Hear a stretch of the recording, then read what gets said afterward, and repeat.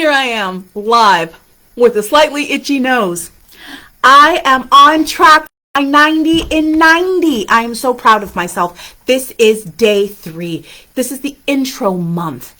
At Les Andres every year, on our anniversary month, which is January, and this is an important anniversary. It's going to be our 5-year anniversary in about 10 days. And one of the things that I had committed to is to do what those of us in the recovery community call 90 in 90. When someone is first starting a 12-step program, a lot of the time the suggestion is that you immerse yourself.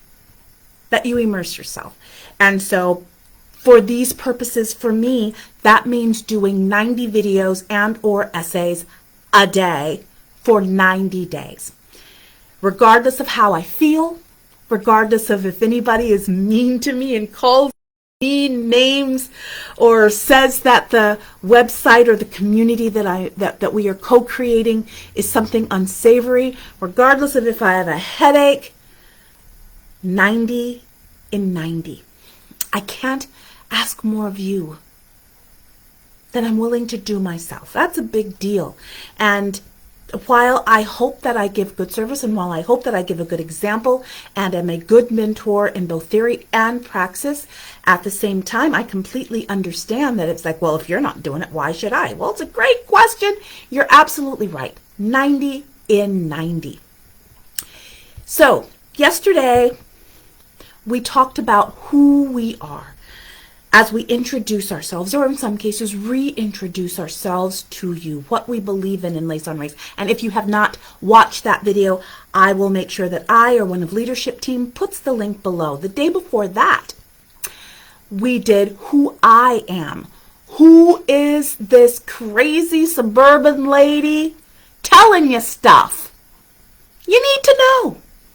So I did a video that basically outlined who I was. There are other videos coming. Let's see. We did that one. How we do what we do and why we do it, that's coming tomorrow or maybe even tonight. Who knows? Depends on how full of piss and vinegar I am. The one on distinctiveness, on identity. What makes Les Andres not better, but different than what you're going to see out there in the social justice and racial justice space. As you will learn as I write the essay and or as I do a video on it, you will see that I am quite a believer in distinctiveness. That there is a big tent and there needs to be as many entry points possible for social justice work and for racial justice work. I realize when we think about it in terms of humility, that I'm not the only game in town. That Les Andres is not the only game in town. We offer something different in the racial justice space, that's for sure. But that is not saying that we are the only people ever that you are to look to or towards.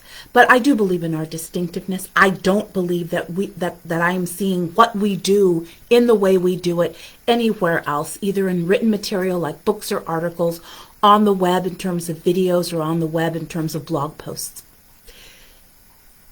So the distinctiveness is going to be a video that I'm going to be very excited to make.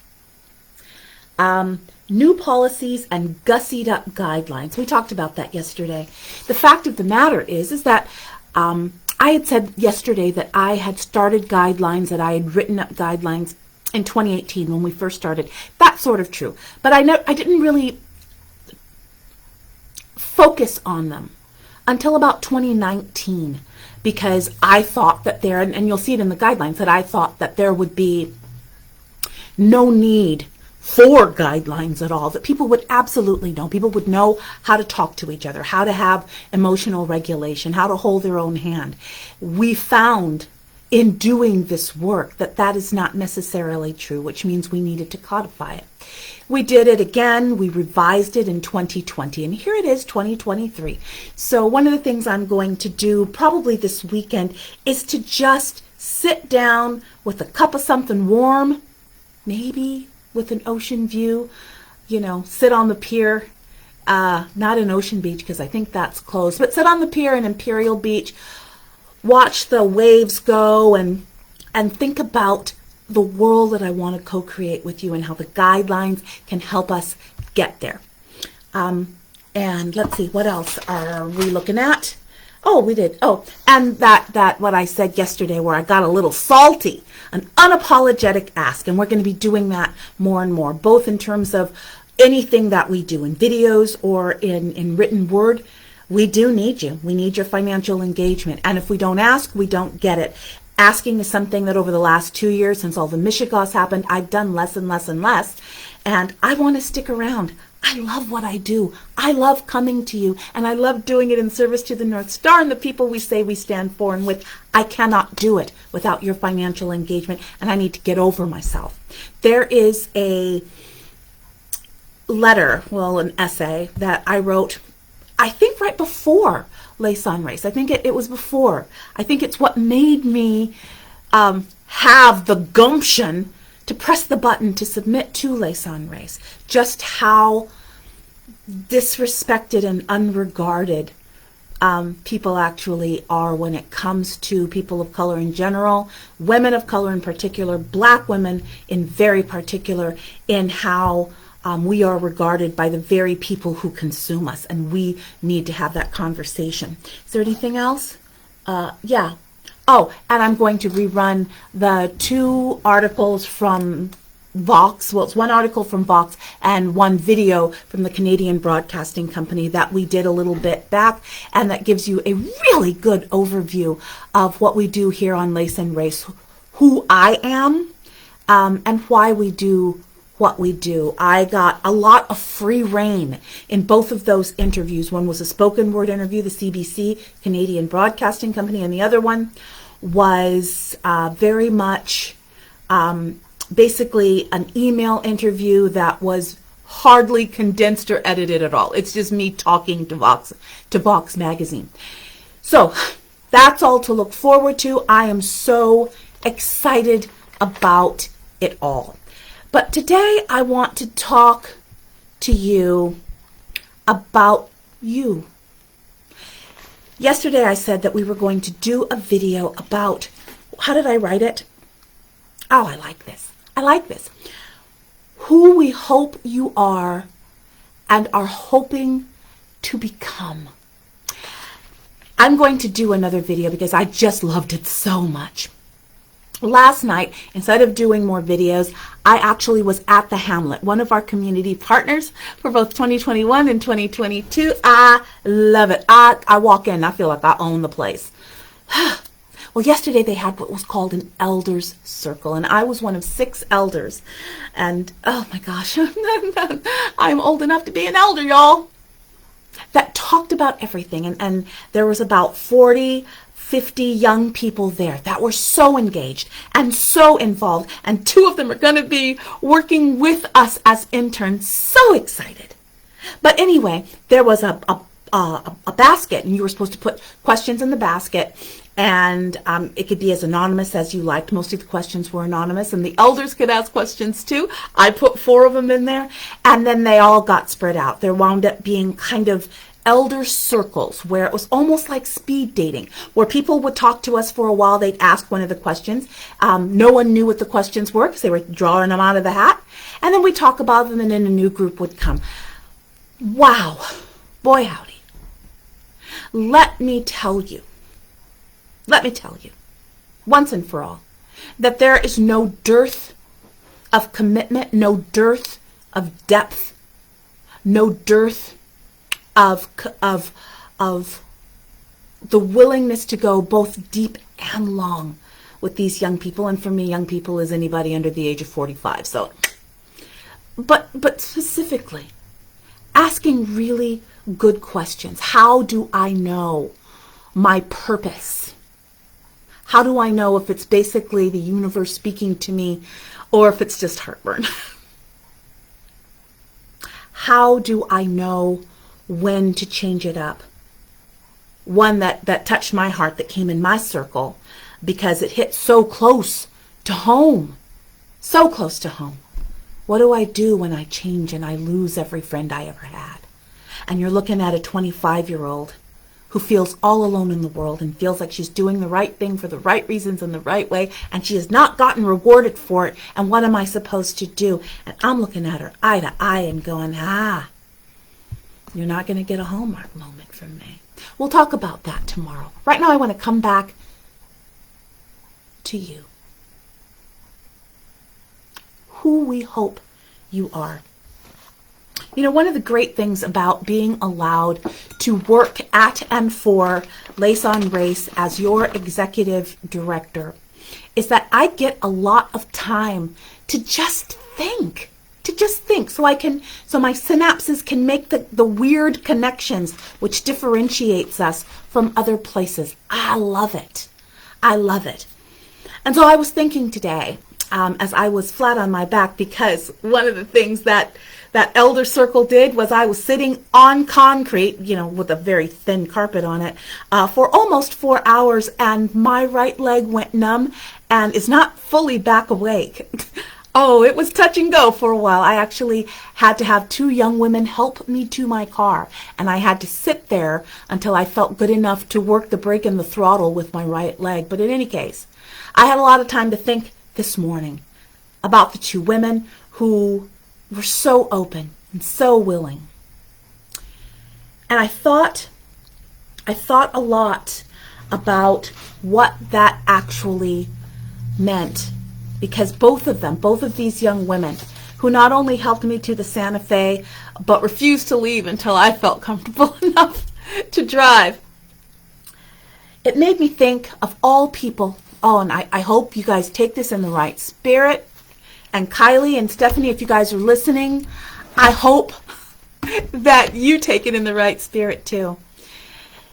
In the last week, since I have been thinking a lot about friendships, since I did the Elder Circle and had to answer really tough and poignant questions, I read an article. It's a long article, and I think it's in Slate magazine. It could be in the New York Times. I'm going to link it below. And it's with Dan Savage of Savage Love out of The Stranger in Seattle. And he was talking about the relational in ways that we don't talk about it, but guess what? We're going to talk about it because we're going to analyze that interview, and you guys are going to be able to hold your own hand, stay emotionally regulated while we talk about some funky things.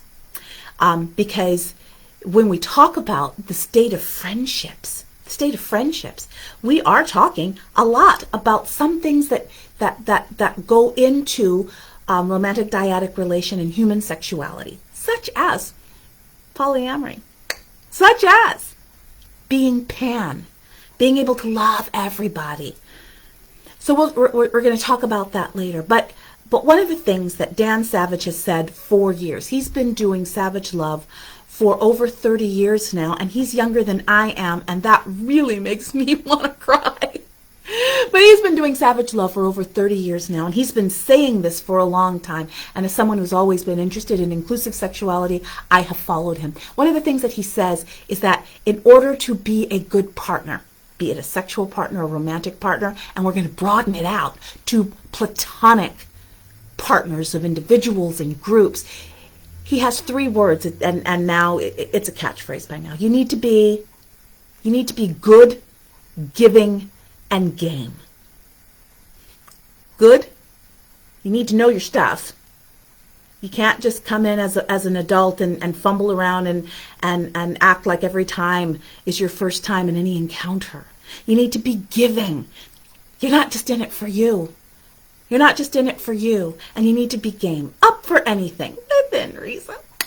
And what within reason means is that you need to be willing to talk about it and negotiate. And we do this in platonic friendships as well. So you need to be good, giving, and game. And we're going to use that for Lace on Race because it absolutely works.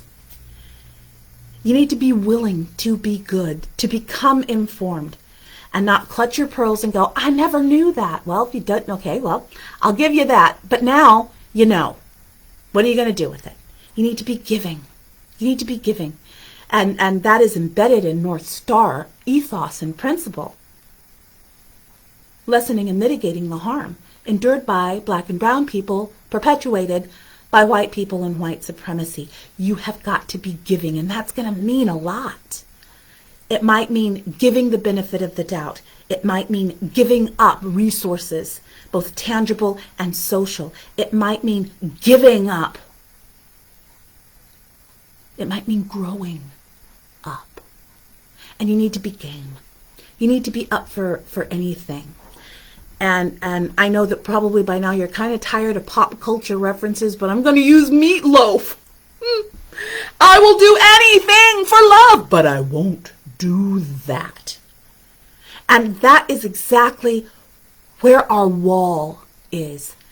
And what I've said for years is that we need to find our wall. We need to find the place where Meatloaf is standing there like a bouncer. I'll do anything except that.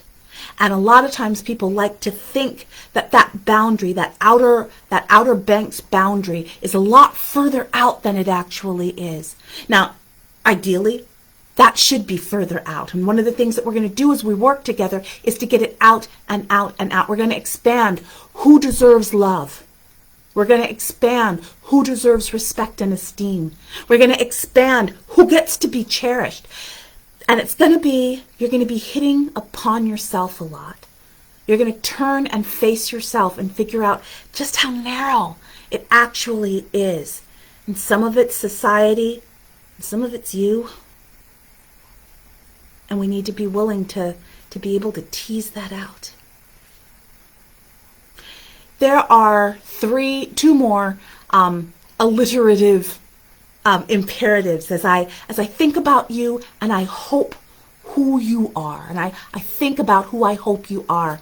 So we said good, giving, and game. Another one is curious, conscientious, and compassionate. The 3 C's of who I hope you are. You're going to note that none of it, that you don't see cynical in there. You don't see cruel in there. You need to be curious. You need to be in that quadrant of I don't know what I don't know, and be willing to make that smaller and smaller and smaller. The things you know that you don't know and that you take responsibility for knowing and then living out. And then the things that you know, but now you actually have to meld a praxis onto that. To be conscientious. To not just go for the 20-second meme, to actually look at everything that's on the website, everything that's at the takeout window, what we call the Facebook page, everything that's on Instagram, and to actually do the work. Conscientiousness. And you need to be compassionate. You need to be compassionate for the people we say we stand for and with, and you also need to be compassionate towards your fellow travelers. And one way to be compassionate towards them is to show up for them. I actually forgot to talk about this, so I'll do it now. It's right at the top of the notebook. You need to learn to suit up and show up. This is what can make the difference between a praxis that is durable and reliable and for the long haul and not. You don't go to a racquetball game wearing wedgie sandals and a flowy skirt. You suit up for racquetball. You show up for racquetball. And you keep showing up. And the last one has to do with the suiting up and showing up. These are the 3 R's, the 3 R's. You need to be rigorous. You need to bring all of yourself, including your intellectual self, your head, your heart, your gut, and your hands. Because eventually, once we learn this stuff, we got to go out there and do it, right? You need to be relentless about it. That this is not something that you do for 2 minutes or 2 hours or 2 days. That you make it not only a primary focus of your life, but you also make it something that you're willing to practice, literally practice every day. And you need to be reliable about that. because the community that you are choosing to walk with depends upon you, relies upon you. And by the way, you're relying on yourself. I believe this strongly. I'll say it about me, and I'm going to invite you to think about it for yourself as well. Every single time I am confronted, either in the middle of my day or at the end of the day when I'm thinking about the life that I lived that day, every day, the question that I am asking myself is, well, how'd I do? Did I come any closer to being the woman I say I want to be in service to the world I say I want to live in?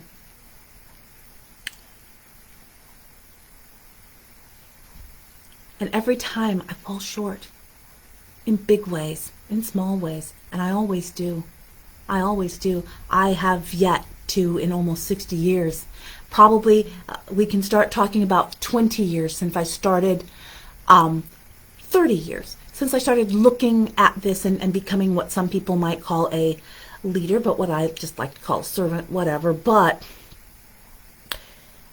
there's not a day that I've gotten an A+++++. I've never gotten 100%. Some days are better than others. Some days when I'm brushing my teeth and I'm going to bed, I'm like, this was a damn good day, Lace. Good on ya. Then there are days, this was a learning day, Lace. Let's regroup and consolidate. But then I wake up and I brush my teeth in the morning and I'm asking myself the same question: who am I going to be today? Being reliable to the people that you make promises to, and being reliable to yourself, because there's nothing better. You know, in Weight Watchers, oh my goodness, in Weight Watchers, years ago, they used to say, nothing tastes as good as skinny feels. And we can talk about body dysmorphia on another video. But you know what? Nothing tastes as good as congruence feels. And that could actually be another one of, I could make it the 4 C's: curious, conscientious, compassionate, and congruent. And congruent.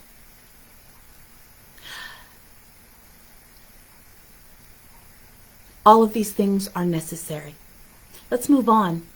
What I hope I see in you, this person on the other side of the screen, is a willingness to de-romanticize, to de-idealize both me as a Black woman that can sort of stand in as a proxy for Black women and Black people when we're talking about the relational, and others as well when you pan out. So both on a global level and on a very personalized individual level. I have found in 40 years of change work in general, and also in 5 years of lace on race work in particular, that people who idealized me from the beginning are the ones that flame out. Boy, howdy. They blow up, they shut down, they run away. When they romanticize what they're doing, and I'm going to activate some of you by doing it, because this is they don't say it, but this is the vibe. I'm going to do my best to help the poor darkies. And it doesn't matter how much hemp they're wearing or how many beads or whether or not their hair is in dreadlocks, another video. You do not have to idealize the people that you stand for and with.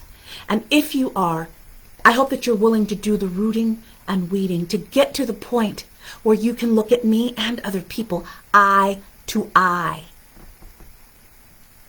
shoulder to shoulder. I hope I am looking for someone who, on the end of the screen, that I'm talking to someone who disavows and who rejects the losing strategies.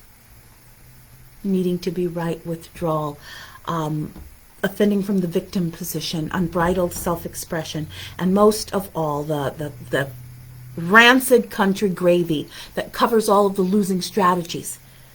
Contempt. I hope that contempt is not something that you value, because if you do, you're not going to like it here. You're not going to like me. And that is something that you see in social justice spaces. We are the underdogs. And when people are the underdogs, sometimes they punch up. boom. Sometimes they punch across, but they should never, boom, punch down. And a lot of people think that they're punching up or punching across when they're actually punching down. That's contempt. That's building yourself up at the expense of another person or group. That is not who we are, and I sincerely hope that's not who you are. I hope that you are self-aware or beginning having the stirrings of self-awareness without self-indulgence. I hope that you can be self-effacing and self-confronting without being self-flagellating and self-deprecating, because even though that it sounds like you're groveling, I'm just a little bug, I'm a bug, it's actually pretty grandiose. Self-flagellation and self-deprecation are on the other side of grandiosity and arrogance. There's someone I know that their whole persona was wrapped up in being the worst. I am the biggest failure in Southern California. I am the best at being the worst. And I had to really think about that for a minute, because it's like, it doesn't feel like grandiosity when someone's head is always looking towards their shoes and they're all hunched over and they're doing this. But it actually is, and it's a very particular kind of grandiosity and arrogance, because it assumes and it demands and it feels entitled to someone taking care of them. I hope that there is a longing, not just for growth, as everybody talks about. I want to grow. I want to grow. I want depth. Being willing to excavate.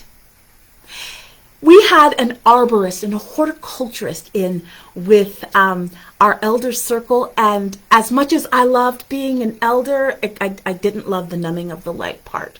But as much as I loved being an elder, I found myself going, I want to be in his group, because we were asked some questions as the six of us. Like, we all basically answered the same question before we got into our groups.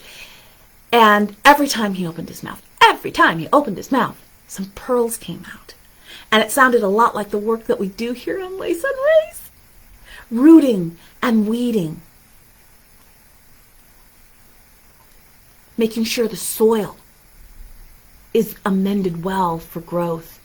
Telling yourself the truth about what the soil needs. Being willing to dig deeper than you thought you had to for root growth and depth. Oh my gosh, I'm sitting right next to him. He was right on my left. And I'm sitting here going, oh, fangirling the entire time. Oh my goodness, we're going to do more of these, and I am actually going to ask Shakol, can there be one where I don't have to do anything? All I do is I get to speed date and hear all the wisdom of the other 5 people. Oh my goodness, what a night that would be. I want you to have what I hope I see in you is an affinity for community, but not a compulsion. I'm going to say that again, because people are going to might scratch their heads a little bit and go, what does Lace mean by that? What Lace means by that is that I want you to want and affirm and want to be in community, to want to abide in community. But it can't be a compulsion. Your self-worth and your self-esteem cannot be lashed onto the community. That you are able to hold your own hand, practice emotional regulation, and all the good stuff that comes up with growing up, so that you are neither a slave to the community, or if something goes sideways, the arch enemy of the community. We have seen that in the last 2 years, where people have not been able to do emotional regulation, used every single winning strategy, and actually tried to bring the organization down. I hope that's not you. I hope that's not you.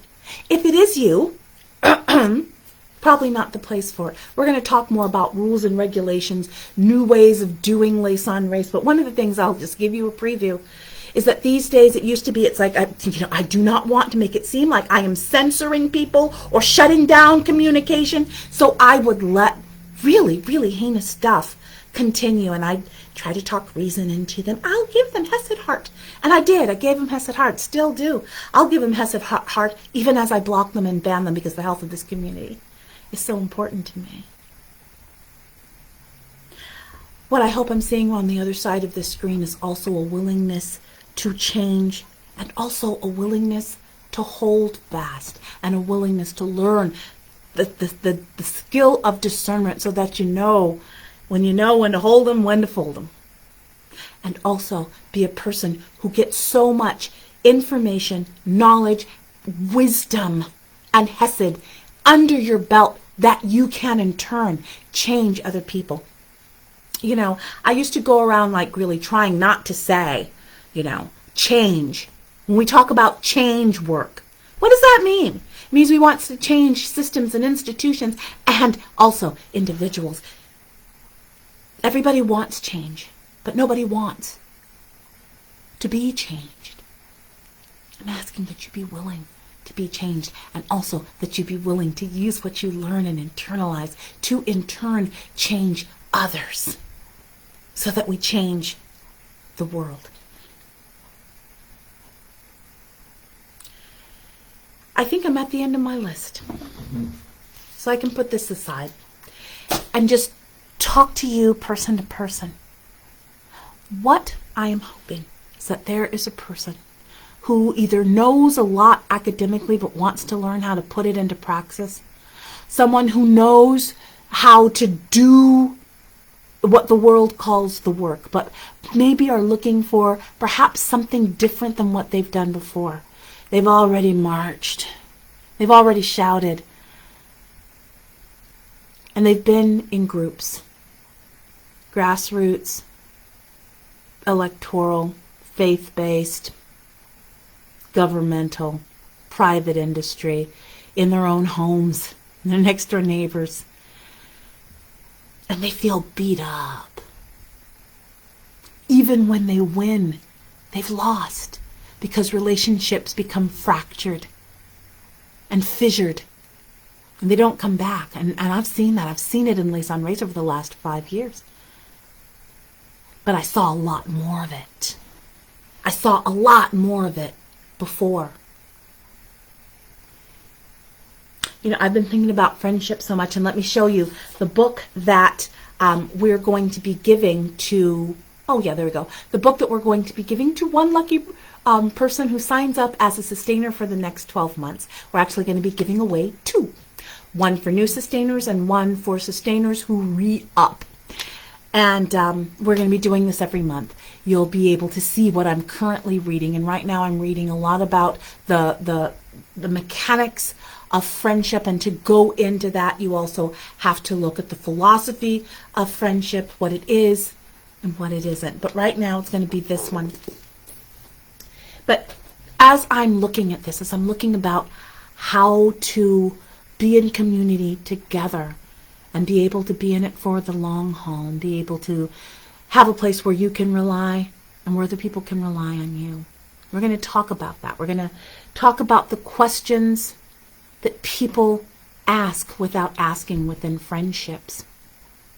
Maybe I should share them here, because I think that they have a lot to do with how one relates to the community, to the community of Les on Race. There are 4 questions that I find that people ask without asking, that they ask in the white spaces. The first one that they ask is from Sue Johnson, Adult Attachment Theory. Will you be there for me when I need you? The flip of that, will you allow me to be there for you when you need me? Because reciprocity and mutuality are beautiful, beautiful things. The second one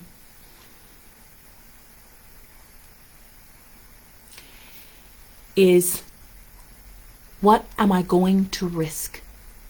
Friendship involves risk. We were talking about that last night. And one of the things that I said last night to Actually, I made it a point to work it into, there were 3 groups that cycled in with me, that you need to be willing to be fired when it comes to friendship. I need to be willing to be fired. Am I willing to tell the truth to you within the bounds of friendship? And am I willing to let you do the same to me? The third one is a big one. In any encounter, whether it's a 30-year friendship or a 30-second interaction at the produce department at Aldi, the thing that people ask that they don't want to admit they ask, but they ask in themselves is, am I going to get out of this alive? Am I going to get out of this encounter, this engagement, this abiding alive? And by that, I mean, am I going to get out with my humanity intact? Am I going to be humiliated? Am I going to be contemptuous upon? That is not a word. Work with me here. It's late. And am I willing to do that to the other person? Can I make either a 30-year or a 30-second commitment to make sure that they leave with their humanity and their sense of self intact? I am not going to go into an encounter hell-bent on torching, hell-bent on destroying, hell-bent on immolating the structure and the scaffolding that they have set up for themselves. And the fourth one is crucial, and we're going to talk about this too. This is about object relations theory. Who am I talking to? Who am I talking to? And so when I think about you on the other side of the screen, I'm asking, who am I talking to? Am I talking to a 40-year-old woman, or did I say something that triggered the 40-year-old woman, and now I'm talking to her 8-year-old self who was traumatized deeply and has been triggered or activated by something that I said, or just the idea of racial justice in general, the idea of growing up in general. And I also have to ask myself the question at the same time, how old am I? Is my adaptive adult self in control, or is some of my maladaptive tricks that worked so well in 1973 when I was 10, but don't work so well in 2023 when I'm almost 60? Are they the ones taking the wheel? Am I triggered or activated? So much goes on in encounters and relationships. And relationships, the relational is the name of the game. And so I hope that you want a world that lives up to North Star values. I hope that you want to do the work to get there, the hard internal work to get there, so that you can go out and do good work. I hope that you're a person that values kindness, not niceness, but kindness. And lastly, I hope that you're a person who is curious and conscientious, that you're relentless and reliable, that you're willing to give people the benefit of the doubt, including me. But giving people the benefit of the doubt is not giving them license. It's not giving them free rein. I want you to bring all of your critical faculties here and make good discernments, even if that discernment is, I don't like that chick, I don't agree with what she's saying. We're going to talk more about this, because as I was delving into this introductory piece, I went down the rabbit hole, believe it or not, of the United Methodist Church and the Global Methodist Church disaffiliating from each other, that basically that denomination is in fissure, is in schism. And because I was flat on my back for over 12 hours, I listened to about 6 or 7 talks on this disaffiliation. And one reason that I wound up down the United Methodist rabbit hole was because, as I was thinking about what I wanted to say about how we do what we do, who I hope you are, who we are, who I am, there is a quote that keeps on going in my mind. over and over again that I had misattributed for a lot of years. The quote is, in essentials, unity. In non-essentials, liberty. In all things, charity. Now, I would change the wording. It's old wording, but it was actually one of the Wesley brothers that founded the Wesleyan method that turned into Wesleyanism, United Methodist Church. And so in order to do that, I had to kind of Google it, and the next thing you know, things are popping up, and of course, I'm going to go look. The UMC has not always been the UMC. I was a Wesleyan for a long time, from my junior high years, about 14, up until the time I was 30, and confirmed into a Mennonite congregation.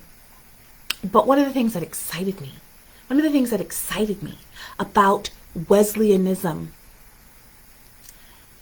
was the fact that it was an abolitionist church.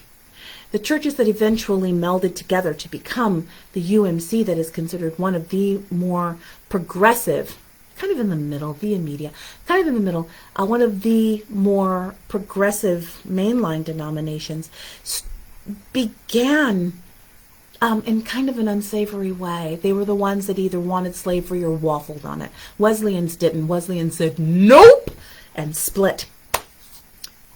And now they're splitting again. Mostly, or they say, mostly over the issue of same-sex marriage. But as I had my deep dive, and we'll talk about it, it's not about that, or it's not only about that. And we need to talk about that. We need to talk about, and we will, about motivation, about telling the truth about agenda,